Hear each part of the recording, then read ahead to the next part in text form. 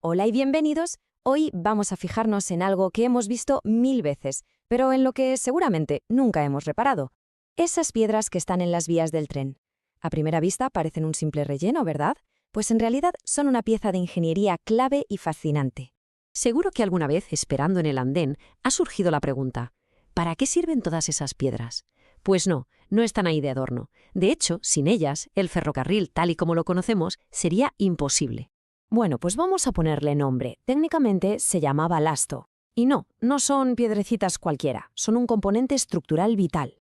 Se trata de roca machacada, normalmente granito o basalto, con una característica fundamental: sus formas son angulosas, con aristas. Nada de cantos rodados, ¿eh? Y esto, como veremos, lo cambia todo. Porque sí, aunque no lo parezca, estas rocas tienen un papel muchísimo más complejo y esencial de lo que nos podríamos imaginar. De hecho, el balasto tiene 5 funciones, 5 trabajos distintos y todos vitales. Podríamos pensar en él como un auténtico currante multifunción, el pilar silencioso sobre el que se apoya todo el sistema ferroviario. Para entender bien esos 5 trabajos, primero tenemos que ver cómo está hecha una vía. Es como una especie de sándwich de capas, un sistema diseñado para soportar unas fuerzas brutales. Pensemos en el viaje que hace la fuerza. La rueda del tren presiona el carril. El carril transmite esa presión a la traviesa. La traviesa descarga todo ese peso sobre el balasto. Y el balasto, finalmente, lo reparte sobre el terreno. Cada capa tiene su misión. Esta imagen lo explica genial. El balasto funciona como un difusor de tensiones. Recibe toda la carga superconcentrada de la traviesa, y hablamos de toneladas, y la reparte, la expande sobre una superficie mucho más amplia. Sin él, la traviesa se hundiría en el terreno como un cuchillo en mantequilla. Y ahora sí que sí, vamos a desvelar esos 5 trabajos secretos que conviertan a estas piedras en una pequeña maravilla de la ingeniería. El primer trabajo, y quizá el más importante, es el de estabilizador. Su objetivo es muy claro: mantener la vía exactamente en su sitio, que no se mueva ni un milímetro, ni para abajo ni para los lados. Aquí es donde entendemos por qué las piedras tienen que ser angulosas. Al tener aristas, se encajan unas con otras, se autobloquean y crean una especie de malla tridimensional que abraza las traviesas. Esto, por un lado, evita que la vía se hunda por el peso del tren y, por otro, y esto es crucial, impide que se desplace lateralmente en las curvas o por la dilatación de los carriles con el calor. Mantiene la geometría de la vía intacta. Su segundo trabajo, hacer de amortiguador.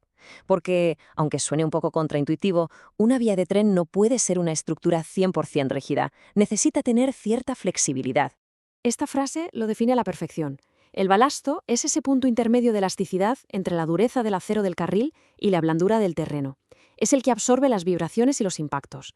Esto hace el viaje más cómodo, por supuesto, pero lo más importante es que reduce el desgaste de los trenes y de la propia infraestructura. Pasamos a su tercer trabajo, el de guardián. Su misión aquí es proteger toda la estructura de la vía de su peor enemigo, que es el agua. Y la solución es de una simpleza brillante.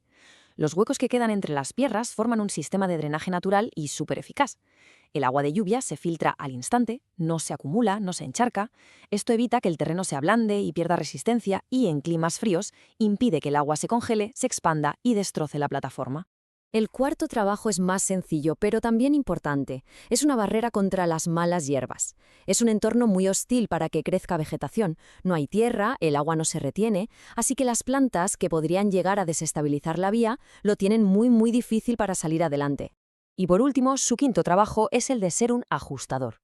Con el tiempo y el paso de miles de trenes, es normal que la vía se asiente y pierda su nivelación perfecta. Pues bien, gracias al balasto, la maquinaria de mantenimiento puede levantar la vía, añadir más piedras por debajo, compactarlas y devolverla a su cota exacta. Hace que el mantenimiento sea posible y eficiente. Ahora que hemos visto lo importante que es, la pregunta es obligada. ¿Y se puede vivir sin balastro? ¿Hay alternativas? Pues sí, claro que las hay. La alternativa moderna es la que se conoce como vía en placa o slab track, y el cambio es radical. Se sustituye toda la cama de piedras por una losa de hormigón. Y aquí está el quid de la cuestión. La vía con balasto es más barata de construir y es fácil de ajustar, pero exige un mantenimiento constante. En cambio, la vía en placa es muchísimo más cara de instalar, pero una vez puesta, su mantenimiento es mínimo y su geometría se mantiene estable durante décadas. Históricamente, el balasto fue el estándar mundial durante todo el siglo XX. Pero claro, en el siglo XXI llegó la alta velocidad y con ella un nuevo problema, el llamado vuelo de balasto. Los trenes pasan tan rápido que la succión del aire puede levantar las piedras y lanzarlas, lo cual es muy peligroso. Esto fue lo que impulsó el desarrollo de la vía en placa, sobre todo para las líneas más rápidas. Así que llegamos a la conclusión. Después de todo esto, queda claro que el balasto no es un simple montón de rocas, sino un verdadero héroe anónimo de la ingeniería.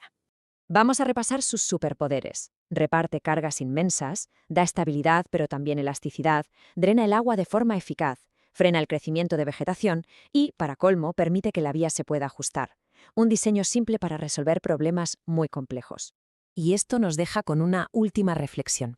La próxima vez que estemos en una estación, seguro que ya no veremos solo piedras, veremos ingeniería. Y nos hará preguntarnos, ¿qué otra ingeniería invisible nos rodea cada día y hace posible que nuestro mundo funcione?